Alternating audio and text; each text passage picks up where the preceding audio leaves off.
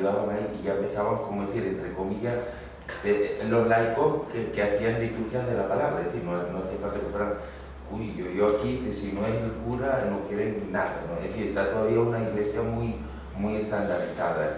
A pesar de que a mí me encantó, cuando estuve viendo, por ejemplo, en el curso de doctorado, los curas rurales de aquí, que trataron de encarnar un poco que el Vaticano. Hubo tiempo mejor. Sí. Eso desde luego sí.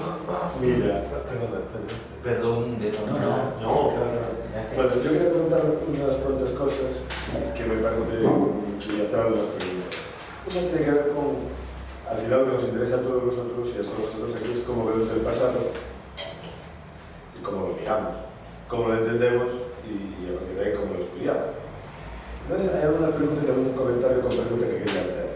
Uno tiene que ver con la tecnocracia, que me parece un asunto muy importante. Es verdad, hay tecnocracia en muchos sitios, y hay tecnocracia en muchos sitios. Y cómo se genera la tecnocracia, y cómo pasa por la Segunda Guerra Mundial, y qué ocurre en Europa, qué ocurre en el fascismo, qué ocurre en lo que sobrevive al fascismo.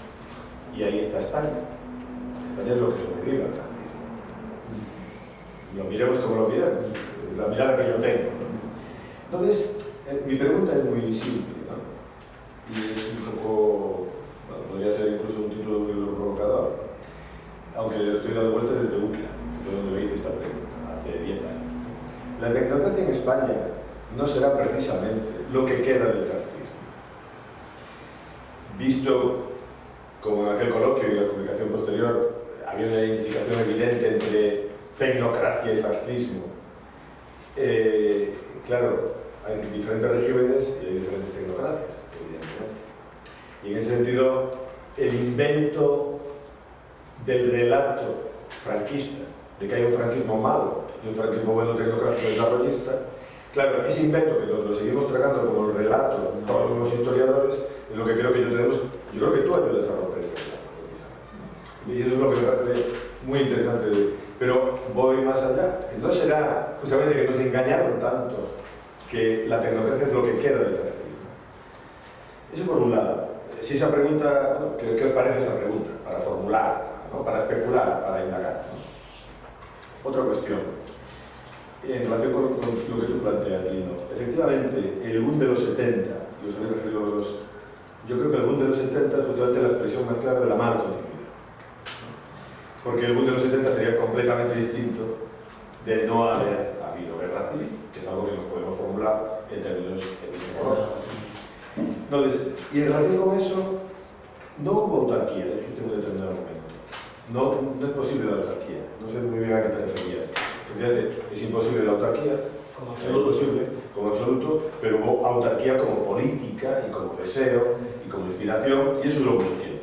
Entonces, uniendo una cosa y la otra, yo creo que me da la impresión de que lo que haces es valorar, justamente, volviendo al inicio, el gap. Lo que los economistas y los historiadores económicos clásicos llaman el gap. Claro, un gap que empieza en el 36 y termina no antes de 20 años. Nosotros hemos llamado la posguerra más larga del mundo.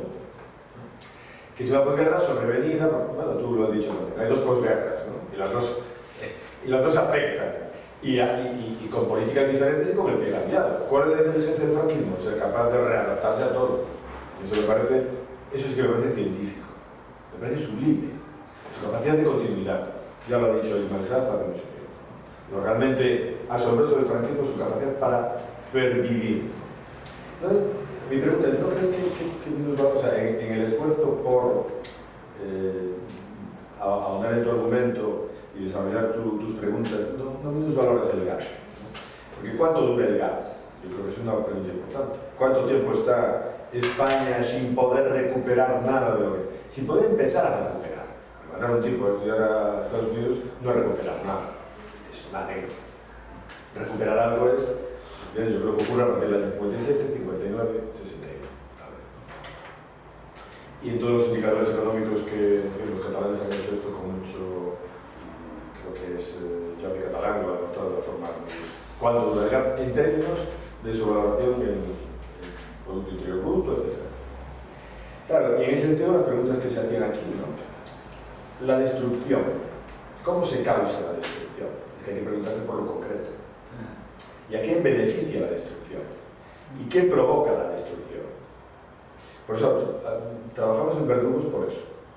Pero ya después de trabajar en tantas víctimas, alguien las eliminó. Entonces, no llega a decir que hay exiliados, que hubo víctimas, que hubo rapadas, violadas. No hay que saber quién lo hizo y por qué. Y cómo mantuvo eso.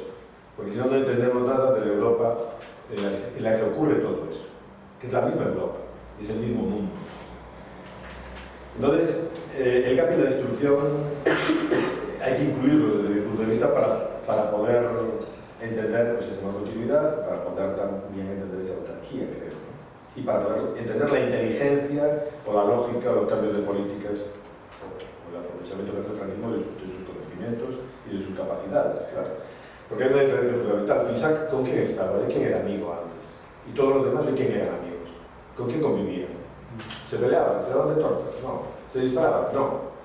No existía nada de eso. Vivían en un mundo civilizado, normal, en el que la gente tenía relaciones y estaban todos juntos. Eso lo sabemos también en la literatura.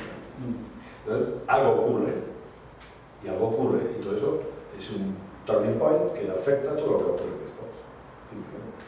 Pero no quiere decir que la gente deje de ser inteligente, que la gente pierda sus capacidades, deje de tener tesis doctorales leídas, deje de saber construir casas, deje de ser modernos, no. Lo utiliza en otras condiciones y de otra forma. Y eso es lo que nos interesa destacar. Y ahí yo creo que tú consigues precisamente, marcar esa línea y por eso me sugiere estas otras preguntas.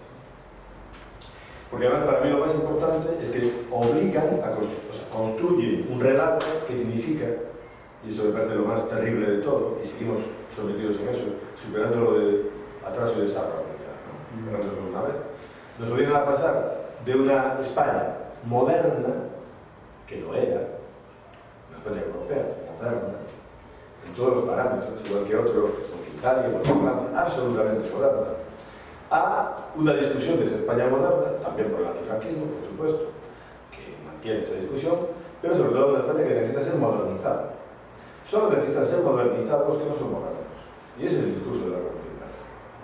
Hay que modernizar, no existe modernización, a pesar de que lo utilicemos en toda la historiografía mundial. Se habla de modernization in 19th century, pero es una auténtica barbaridad. Las ciencias sociales no construyen ese concepto hasta después de la Segunda Guerra Mundial, hasta después de la guerra. En fin, lo pongo en ciudadanos y lo digo siempre porque reto a quien me traiga el desarrollo de esa idea de modernización antes de la Segunda Guerra Mundial. Pero somos capaces de referirnos a eso para el pasado. España era moderna y parecía objeto de modernización. Holanda durante 5 años, con los mismos conceptos que a lo que se refería Dani, y España hasta ahora. Y los rectores siguen presentando a las elecciones de las universidades en el año del siglo XXI dicen, vamos a modernizar. Eso es lo que yo creo que como historiadores tenemos que releer y revertir, a base de lo concreto, pero también del relato general. Y ahí voy a mirar para sí. Es verdad lo que dices, y cómo lo dices, pero yo creo que es más que todo eso. No es que construya las autónomas, es que hace una ley que siempre se cita y que cualquier historiador de la pedagogía hoy dice es que la Ley General de Educación, o cualquier pedagogo que lo vivió, la Ley General de Educación era mucho más progresista, mucho más avanzada, claro. Porque ¿qué hace el franquismo? Que además de decir, y ese relato está en todas partes, ¿no? Lo hicieron mal los que, por cierto, que el 68 fue en marzo. En marzo del 68, alguien que acaba de morir, que se llama Tirín Areces, que tú conocerás, montó un conflicto impresionante, mal.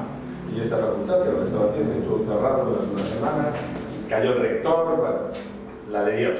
Era la misma gente, el mismo mundo, era Berkeley, y era Santiago, y era Barcelona. ¿Y ese mundo qué hace Villar-Palasí y el franquismo?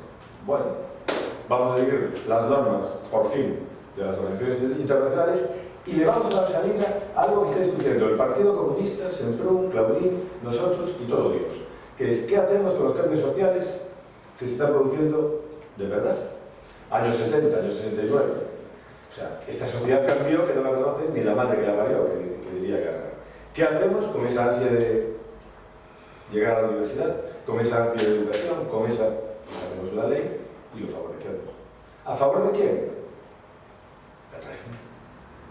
La inteligencia del régimen llega hasta ese punto, efectivamente. Y os invito a ver, está colgado en la red, hay un precioso spot de la Ley General de Educación que explica todo esto mucho mejor. un anuncio que empieza a cambiar para sí, y la bandera, y el escudo, y Franco. Y se desarrolla con la idea de que es un prodigio de la inteligencia mercadotécnica, en imágenes, es un aula con 100 personas de las que se van vaciando. ¿Cuántos llegan al bachillerato elemental? Tantos.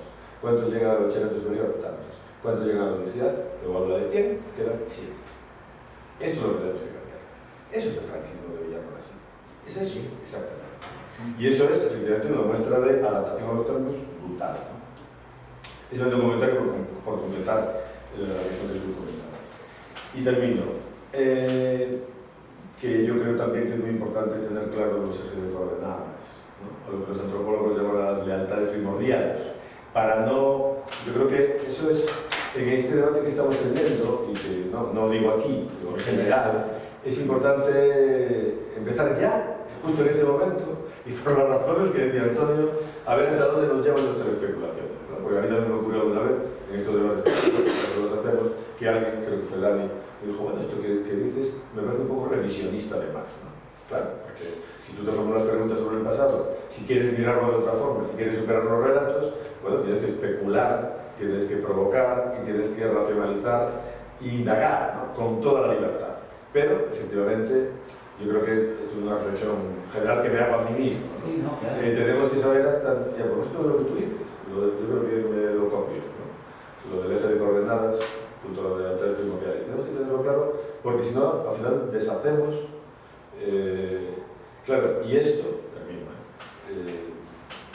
no nos debe permitir tragarnos todo ese discurso antifranquista congelado, historiográfico, que no nos sirve para explicar nada.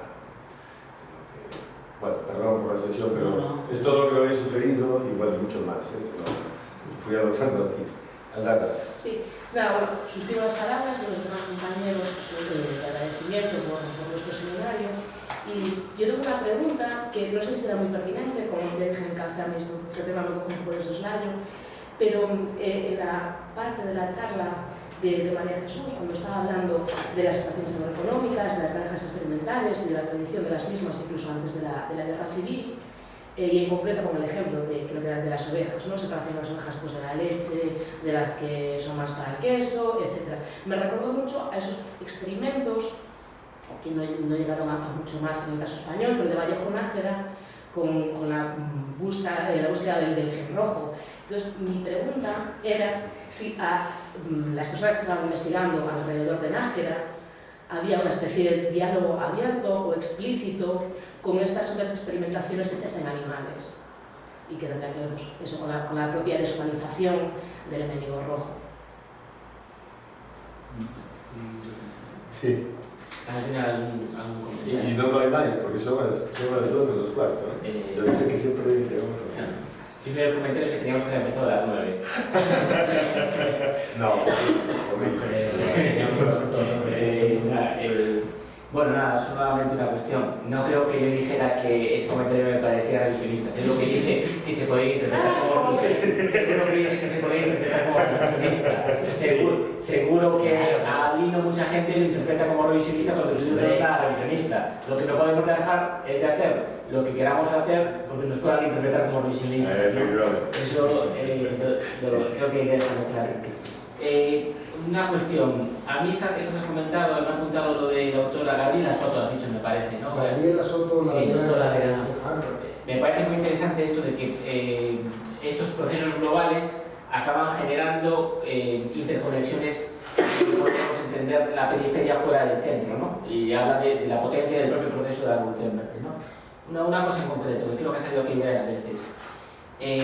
Hay en el debate, ¿no? una cierta tensión entre la interpretación estructural y una cuestión que podríamos denominar por historiadores más de mirada micro o más microhistórica, ¿no? Claro, por ejemplo, tú comentabas, a mí me gustan mucho los procesos estructurales y me parece que la mirada de investigación a ese respecto es muy original. Cuando estaba diciendo aquí, insertando determinados, por decirlo así, desarrollos socioeconómicos de España que deben ser efectivamente integrados en los desarrollos de la edad de oro del capitalismo, y te referías, por ejemplo, o estabais hablando los dos, el tema de la educación. Te has referido a uno que me toca bastante más directamente, que es el tema de la seguridad social. Sí, o sea, es verdad que en términos estadísticos, cuando acaba el franquismo, pues el número de camas hospitalarias por cada X habitantes o el número de médicos por cada X habitantes que hay en España es bastante parecido al de otros países del entorno de lo que entonces era la Comunidad Económica Europea. Pero yo creo que hay que el diablo está en los detalles y hay que ver no solo los procesos estructurales, sino cómo esos procesos, con otra palabra ya no de moda, cómo se implementan, ¿no? Y a mí, por ejemplo, el tema de la seguridad social, el cómo me parece muy importante, porque es muy diferente un estado de bienestar que procede de una teorización y asunción política de lo que es un derecho social de ciudadanía, como ocurre con el tema de Marshall y después de cómo se crea el Sistema Nacional de Salud en Gran Bretaña, y lo que pasa, cómo se fundamenta ideológicamente y filosóficamente el estado de bienestar en España con la Ley General de la Seguridad Social del 63. Son cosas muy diferentes, y eso tiene implicaciones, en el caso del franquismo tiene implicaciones políticas e implicaciones de práctica política clientelar muy importantes, que la democracia, por cierto, no ha sabido corregir plenamente, ¿no? Me parece una cuestión, el cómo de los procesos, estoy de acuerdo en que España está en ese ciclo de cambio estructural, pero el cómo de los procesos, ir al fondo de los procesos y a cómo se fundamentan y cómo se concretan me parece muy importante, porque en ese caso concreto hay unas diferencias muy notables. Después, ya para acabar, estoy de acuerdo con lo que ha dicho Tito del gap. Estoy de acuerdo hasta cierto punto con lo que ha dicho del gap y ese desfase cronológico que a lo mejor podríamos establecer en 10-15 años, ¿no?, en el caso español. Sin embargo, creo que deberíamos aprovechar un poco la potencialidad, no solo del caso español, sino que toda la península ibérica y el caso de España y Portugal tiene para ver cómo estos dos países se insertan de una manera muy peculiar en relación con sus circunstancias políticas en el contexto global y en el contexto de crecimiento económico global. Sí que estoy de acuerdo con vosotros. Ha habido, creo que vuestras investigaciones dejan claro una cosa. Son muy positivas desde el punto de vista de romper con lo que yo decía al principio. Esto de ver a la península como un objeto geográfico aislado. Pero, y otra cosa muy importante, ¿no? Es increíble a día de hoy todavía el uso que se hace, lo que te criticaba Tiago Saraiva, en España y Portugal, de la caracterización del Estado Novo y del franquismo como dictaduras fascistas. ¿En cuántos son fascistas en su desarrollo cronológico? En un recorrido muy corto, ¿no? Entonces, yo creo que estas cuestiones. La península, a este respecto, es muy interesante. Es el epígono del fascismo y un latecomer a algo que ya está ocurriendo desde hace 10 años. Por eso es un laboratorio historiográfico bastante singular desde mi punto de vista. Muy bien. Bueno, pues ahora nuestras respuestas, según os deje el hambre. Digo, porque son las 2 menos 7. 2 minutos cada uno y Queréis ver la terraza también. No pasa nada. Voy yo primero para que tengas tú las palabras. Si yo como soy chica nunca tengo la misma palabra. Está bien, sí, está bien. Siempre te van a hacer a ti más caso. No quisiera yo. Ay, mira qué bien. Voy a intentar sobre lo del opus y la teología de la liberación y el gracioso. Claro, el opus es todo lo contrario, es explícitamente de élites y para élites, y además lo que vende es conseguir la santidad dentro del matrimonio, digamos, del trabajo.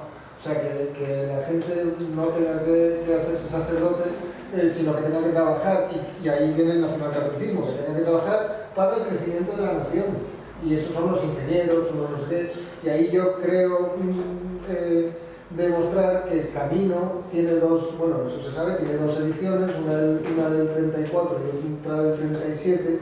La del 37 tiene novedades incorporadas después de una convivencia de unos 3 meses cruzando los Pirineos con Alvareda. Y las partes que incorpora esa edición tienen mucho que ver con el estudio, con la ciencia, con tal cual. Entonces eso es lo del nacionalcatolicismo y la investigación. A ver. Lo del GAP, sí, pero ahí habéis dado los dados por supuesto, sí, hay que estudiar epistemológicamente el contrafactual de qué hubiera pasado si. Sí, No, no, estudiarlo no se puede, pero, No se puede. pero sí puedes Es una tenerlo en pregunta, cuenta, es una pensar pregunta, en sí. ello. Pensarlo. Estudiarlo no puedes. Sí, a mí me parece bien, pero eso es problemático porque, claro, porque efectivamente lo que tenemos es una guerra civil, es de lo que se parte, ¿no? Y además en el que hubiera pasado sí puedes tener en cuenta el Frente Popular, o sea, tampoco es que la Segunda República no podemos dar por supuesto su continuidad como sociedad política en el tiempo, porque han pasado muchas cosas. Y entonces si comparas con, no sé, imagínate que hubiera triunfado una revolución socialista, por ejemplo, comunista. No lo sé, imagínate, digo, pero ya que nos ponemos a hacer No, que la continuidad es pensable. El triunfo de la revolución socialista en el contexto de la Segunda Guerra Mundial realmente ocurrida es impensable. Es impensable, sí, No, es impensable. seguramente sí, Stalin no tenía ninguna En este lado, es en impensable. este lado O sea, de... los contrafactuales pueden poder pensarse, Pero no todos. pero no pueden no poder pensarse. Pero es que me cuesta mucho pensar en esos términos. La gente, ¿se acordaron de Moradillos, por ejemplo? Pues a ver, para las democracias occidentales el régimen de Franco parece que convenía más que lo que había, o al menos no lo asfixiaron pudiendo haberlo asfixiado, excepto un par de periodos que las tres grandes, las 7 hermanas dejaron de vender gasolina al régimen. La neutralidad benévola de la que habla Moradillos. Sí, Bueno, hay que seguir, claro que sí, pero quiero decir que me cuesta. Pero no mucho. tiene nada que ver con la revolución socialista. No tiene que ver, pero me refiero a Tiene que ver con los intereses. ¿cómo hubiera triunfado la República? ¿Cómo podemos asumir que hubiera tenido la misma forma? Hombre, yo te lo digo que no podemos hacerlo, pero yo solo te planteo contrafactual. Si no hay golpe, que es anterior a la guerra, si no hay golpe y no hay matanza y no hay exterminio, que es anterior a lo que ocurre en la Segunda Guerra Mundial, si no hay nada de eso, hay la continuidad de un régimen que es republicano. Nada más. O sea, no había un solo ministro socialista en el 36 en el gobierno de España. Ni uno. Sí tenemos derecho a pensar que hay otros mundos posibles. Claro. Los hay. Sí. Entonces, Entonces,